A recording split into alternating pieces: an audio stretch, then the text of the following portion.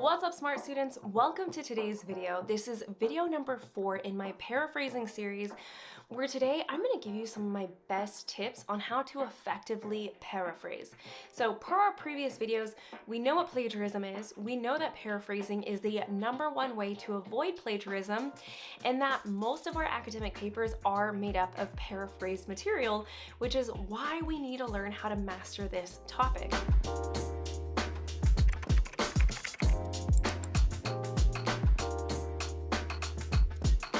And I'm going to jump right in because I want to get us to our example portion as soon as possible.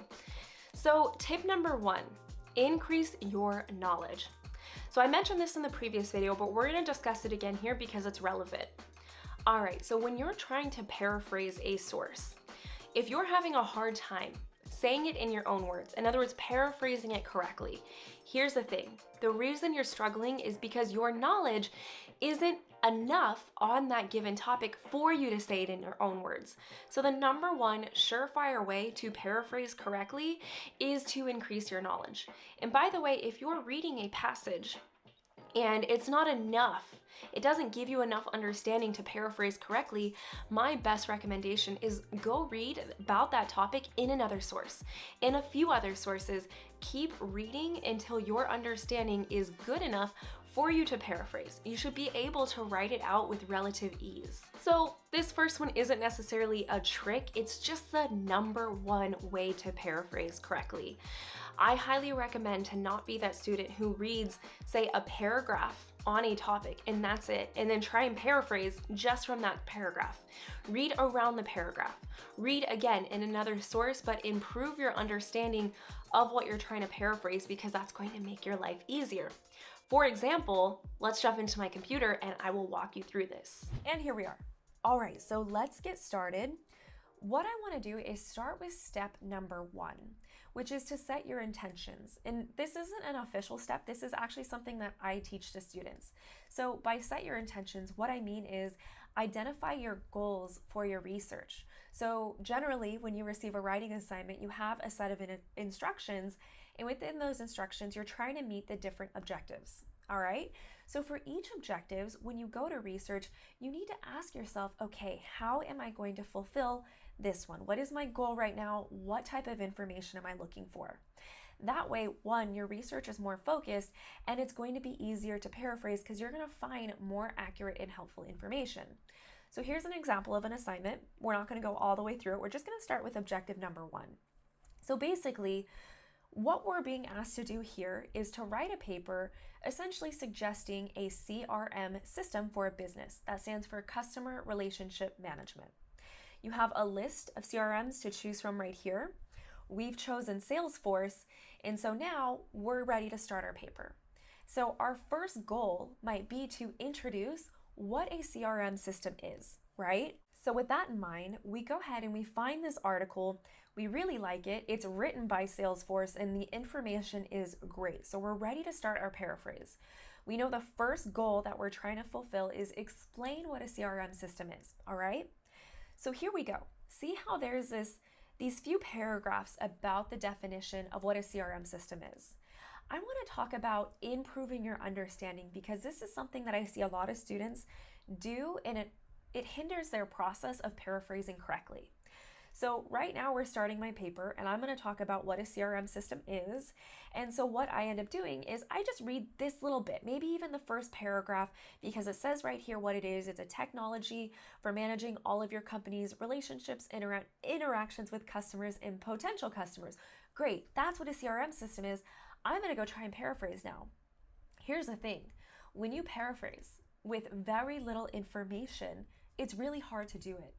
You open yourself up to the liability of plagiarism because you don't have a lot of information to work with. So that's what I mean by don't be afraid to read more information. I mean, if you're explaining what a CRM system is, understanding who it's for is important. Understanding why it matters to your business is important. And so if you're having a hard time meeting your first goal, it probably means you need to increase your knowledge. So go ahead and read a little more around the section you're trying to paraphrase. The more data you gather, the better. But now let's move on to the next tip.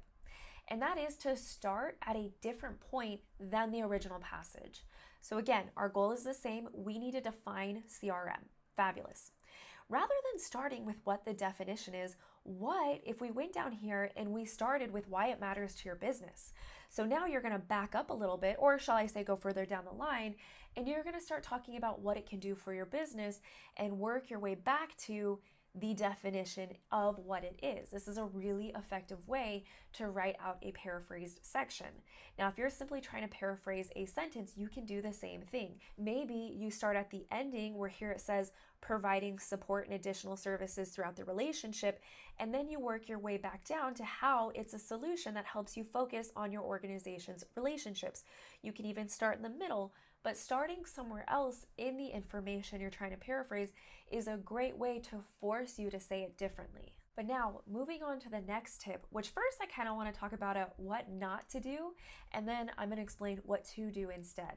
And that is to use a thesaurus to change some of the words.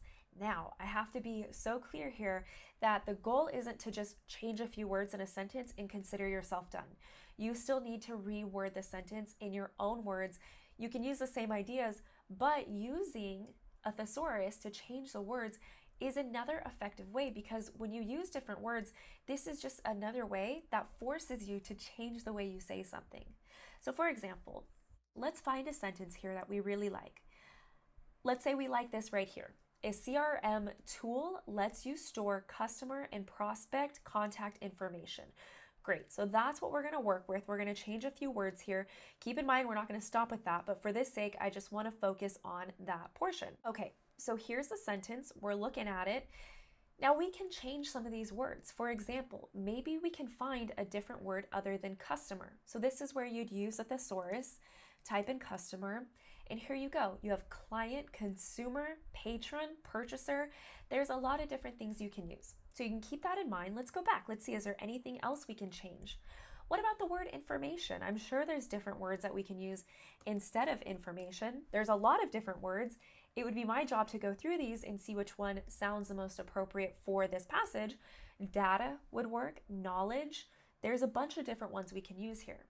So that's what I mean by change a few words. Let me go ahead and type out a sentence of how this might look in play. So now, instead of saying a CRM tool lets you store customer and prospect contact information, it might say a CRM system provides expansive storage capabilities for client data.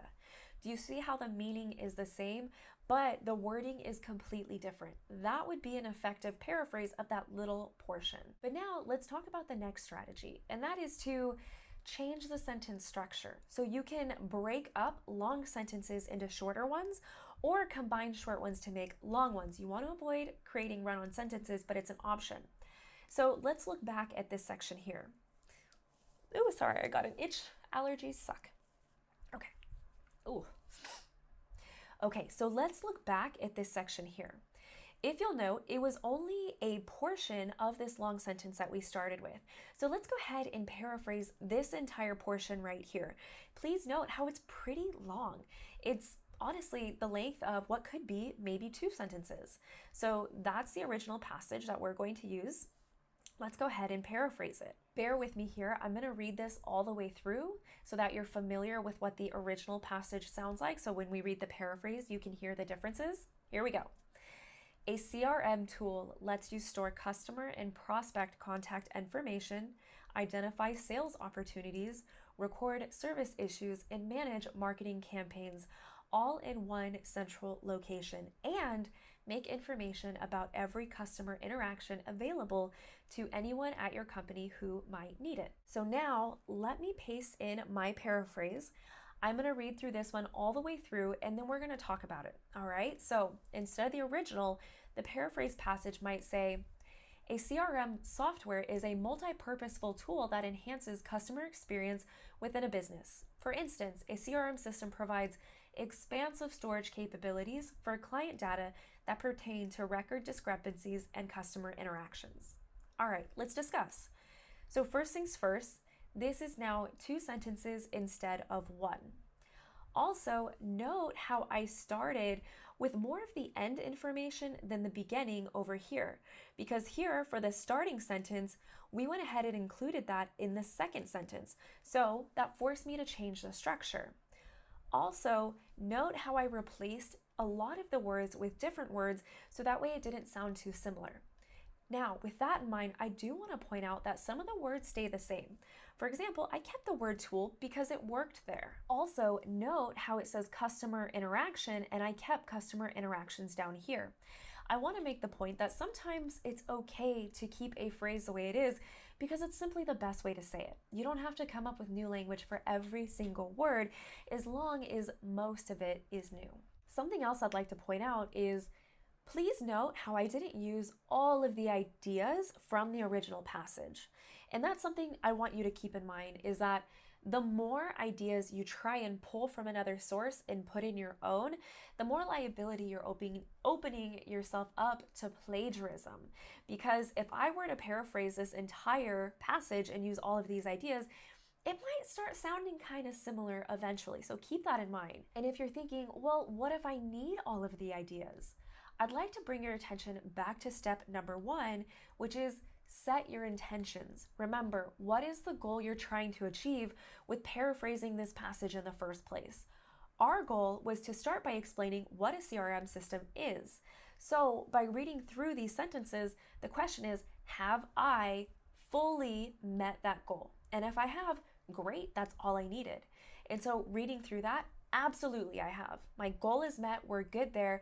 Now I can move on to the next goal I have in my paper.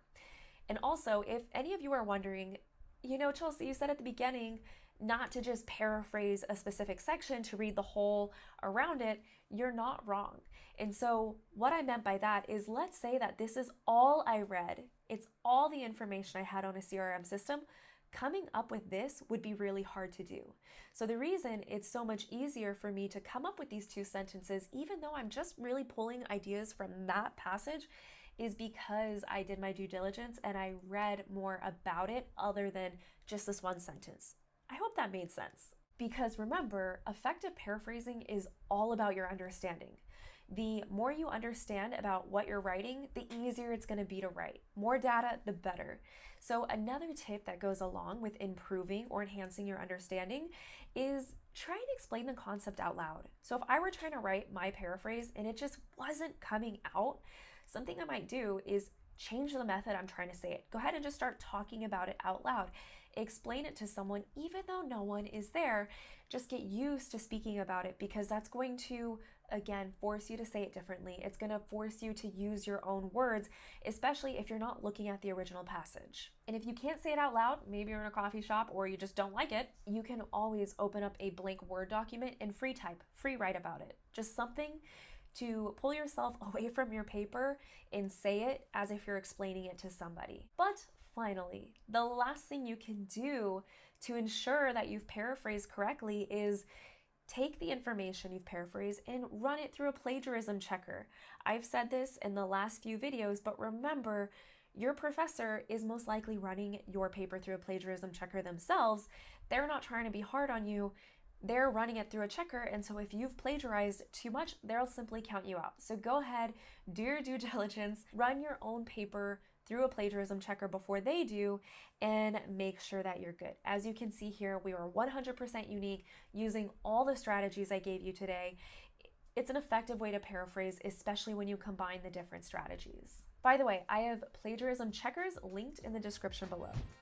All right, that's gonna be it. I hope you're feeling confident, motivated, excited, whatever you call it, to go out there and write your academic papers, which, by the way, I have a free online training coming up very soon. I'll link the registration page on this video down below. It's easy to find, so please come check out the registration page.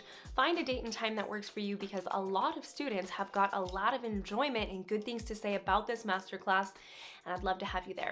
But in the meantime, I'm gonna go enjoy my day.